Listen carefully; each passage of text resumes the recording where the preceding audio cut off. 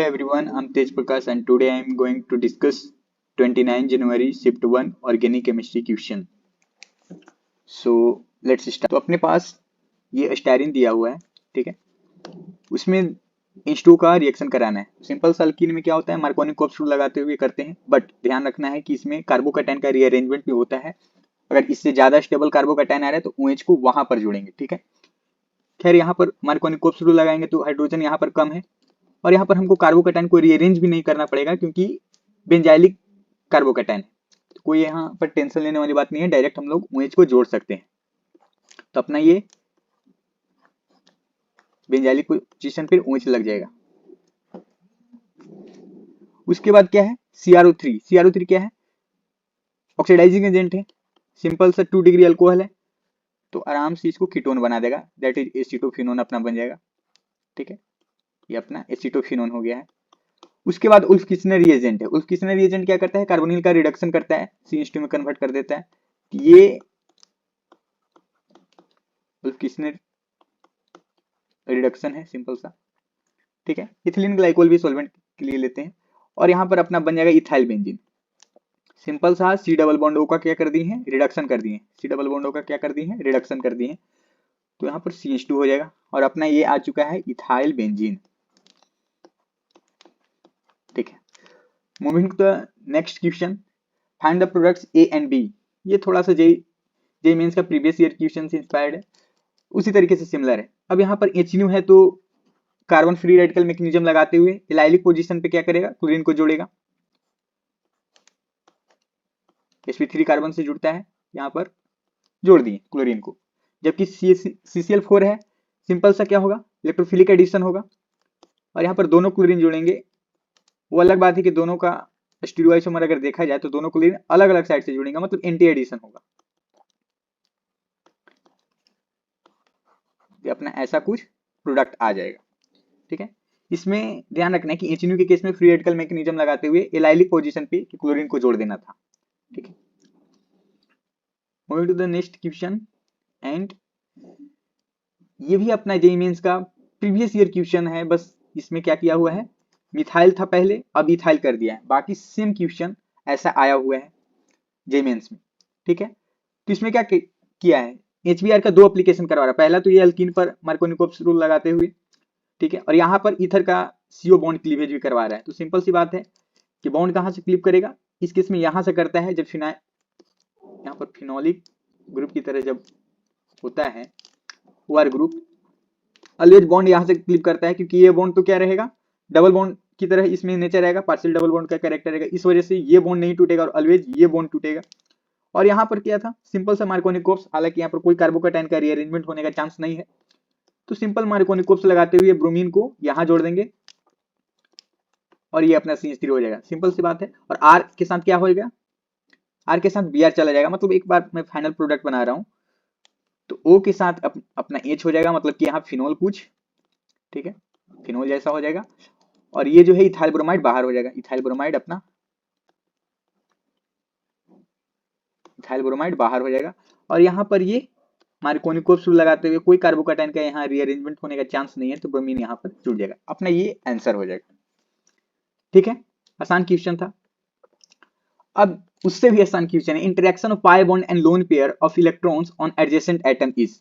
अब देखो हम लोग बताते क्या है कि डबल बॉन्ड, सिंगल और लोन पेयर आता है तो क्या होता है, सिंपल सा कंजुगेशन रेजोनेंस यहाँ पर होगा.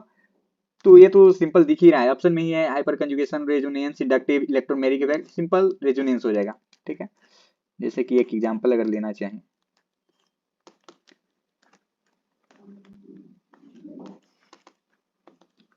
लोन पेयर है, ठीक है, ये यहाँ आएगा, ये यहाँ आएगा, ठीक है. तो इस तरीके से क्या अपना है, रेजोनेंस हो जाएगा, रेजोनेंस, ठीक है. एडजेसेंट पोजीशन पे बोल रहा है कि पाई बॉन्ड है तो यहाँ पर रेजोनेंस हो जाएगा, ओके. अब appearance of red colour on treatment with sodium fusion extract of, यहाँ पर होगा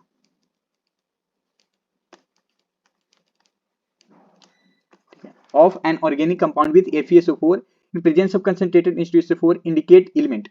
मतलब रेड ब्लड कलर जब आता है, रेड ब्लड कलर जो है, इससे हमको मालूम चलता है क्या, सल्फर कार्बन और नाइट्रोजन का प्रेजेंस। जैसे कि यहाँ से कम्प्लेक्स एक बनता है Fe3 प्लस HCN माइनस, ये रहता है रिएक्शन करके क्या बनाता है HCN का होल थराइस। हालांकि ये भी ब्रेक हो जाता है फिर से FeHCN 2 प्लस और 2 HCN माइनस होता है। ठीक है, इसकी वजह से ब्लड रेड कलर आ रहा होता है। तो यहाँ से हमें यह मालूम चलता है कि कार्बन भी होना चाहिए, नाइट्रोजन भी होना चाहिए, सल्फर। तो यहाँ से नाइट्रोजन केवल नहीं होगा, मतलब इसके लिए भी टिक नहीं कर सकते, ब्रोमीन उसके लिए भी नहीं, सल्फर नहीं, दोनों के लिए होगा नाइट्रोजन सल्फर, और उसमें कार्बन भी होना चाहिए। तो ये सिंपल सा अपना ब्लड रेड कलर शो कर देगा। ऐसे ही एक होता है कार्बन और नाइट्रोजन के साथ क्या होता है, यहाँ पर प्रूसियन ब्लू कलर आता है, तो ये भी ध्यान रखना है। ठीक है, तो उसे कार्बन और नाइट्रोजन का प्रेजेंस मालूम चलता है। यहाँ पर नाइट्रोजन सल्फर कार्बन से ब्लड रेड कलर आ रहा होता है। ठीक है, अब ये भी लास्ट ईयर मेंस का क्वेश्चन था, उससे ये और आसान है। उसमें पूछा हुआ था कि कुछ प्रोटीन का मास दिया है, मोलिकुलर मास दिया हुआ था, और पूछ रहा था कि हाइड्रोलिसिस करने के बाद कैसा अमीनो एसिड मिलेगा। ठीक है, तो उसमें बेसिकली सिलेक्ट यही करना था कि अल्फा अमीनो एसिड मिलेगा, क्योंकि प्रोटीन के हाइड्रोलिसिस से अल्फा अमीनो एसिड ही मिलते हैं। ठीक है, ऑप्शंस में beta amino acid, gamma amino acid दिए हुए थे, but we have not to select that one, and here correct option will be alpha amino acid मिलते हैं प्रोटीन के हाइड्रोलिसिस से। सिंपल सा क्वेश्चन था बायोमोलिक्यूल्स का। अब यहाँ पर है arenium ion not involve in bromination of aniline. तो यहाँ पर क्या है, सिंपल सा देख लेंगे, 4 ऑप्शन दिए हुए थे, उसमें से बोल रहा था कि कौन नहीं होगा। तो पहले तो एनिलीन अपना ये है,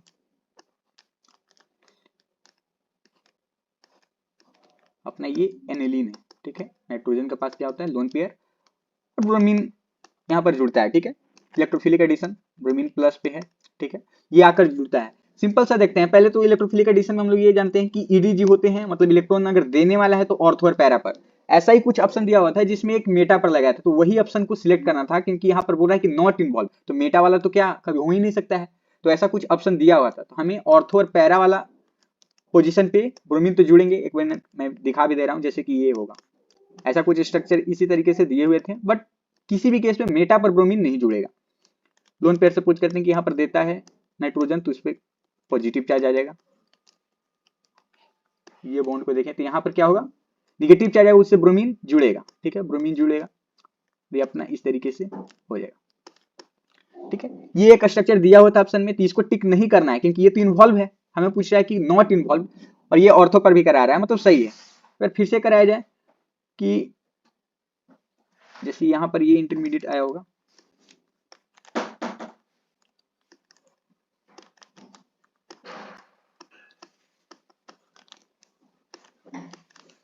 यहाँ पर ये करें और यहाँ से फिर से एक बार करेंगे तो क्या आ जाएगा, अपना पैरा पर भी इसी तरीके से आ जाएगा। तो यहाँ पर हम देख रहे हैं इलेक्ट्रॉन डेंसिटी अपना पैरा और ऑर्थो पे ज्यादा है, इस वजह से ही यहाँ पर ब्रोमीन जुड़ते हैं। मेटा के केस में आता ही नहीं है, तो यहाँ पर ब्रोमीन प्लस क्या आएगा, आकर जुड़ता है। ठीक है, तो यहाँ से इंटरमीडिएट अपना इस तरीके से आएगा, यहाँ पर नाइट्रोजन को पॉजिटिव चार्ज आएगा।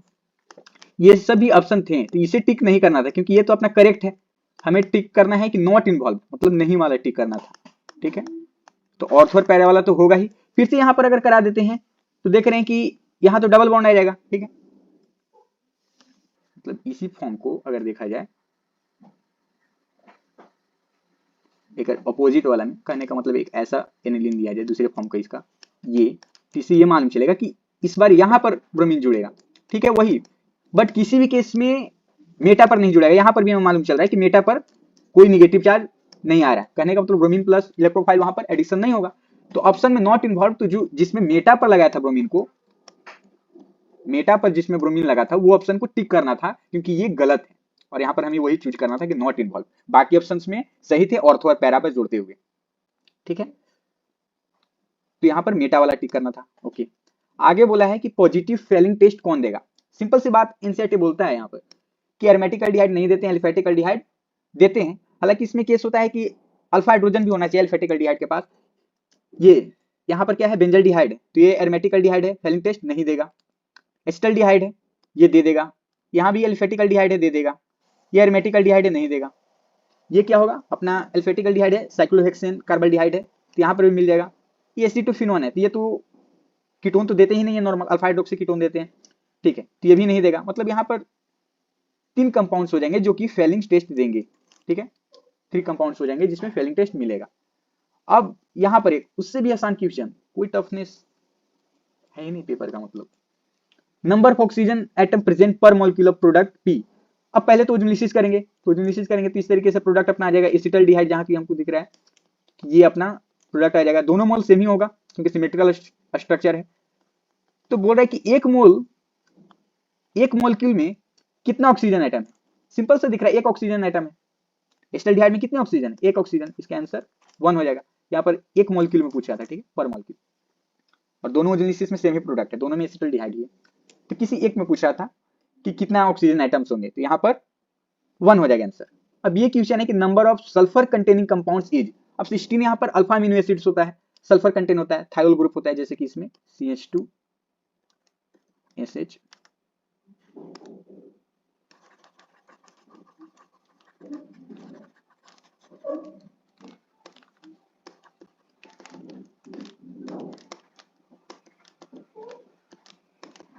ये अपना 16 है, ठीक है, अल्फा अमीनो एसिड है, इसमें सल्फर है, इसमें सल्फर एक हो जाएगा, ये थायोफिन,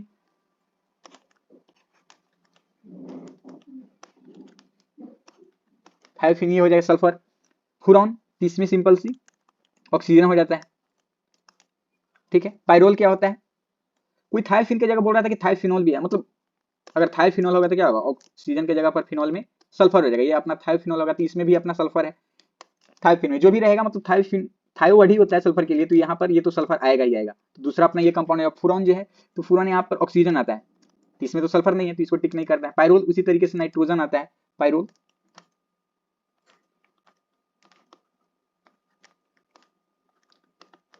ये पायरोल है अपना, ठीक है, तो इसमें नाइट्रोजन है तो इसको भी टिक नहीं करना, मतलब ये भी अपना सल्फर कंटेनिंग तो नहीं हुआ। टायरोसिन, ये इंपॉर्टेंट है कि इसमें फिनोलिक ग्रुप है बट इसमें भी सल्फर नहीं है, इसमें भी सल्फर नहीं है, ये भी अपना अल्फा अमीनो एसिड्स होता है।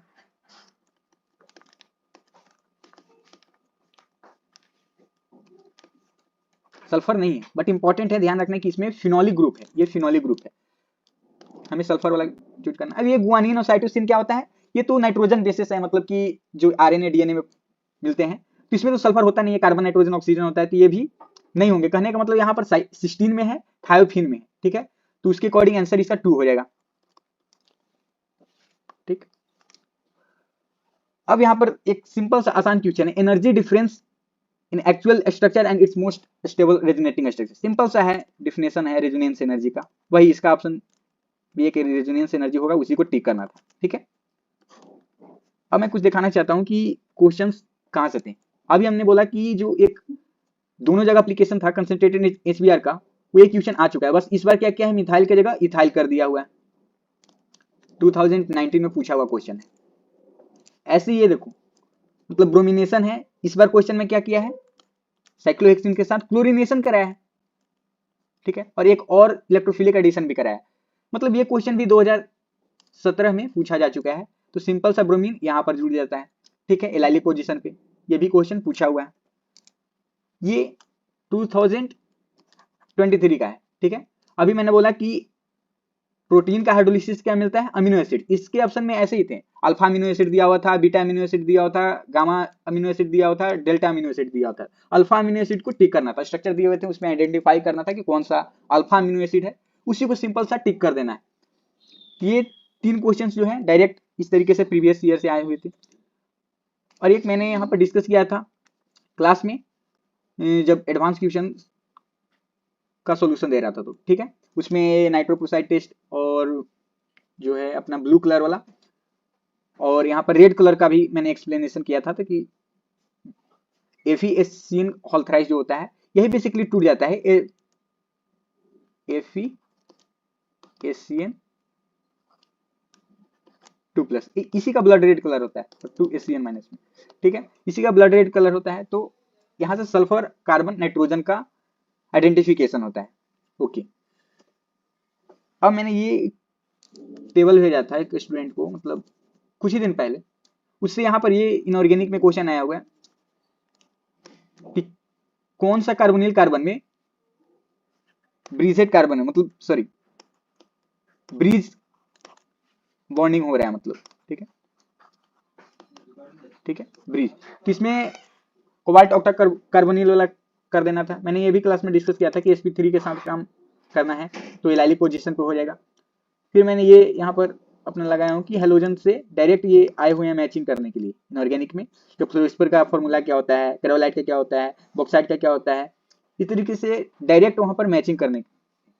ठीक है, ओके, थैंक यू।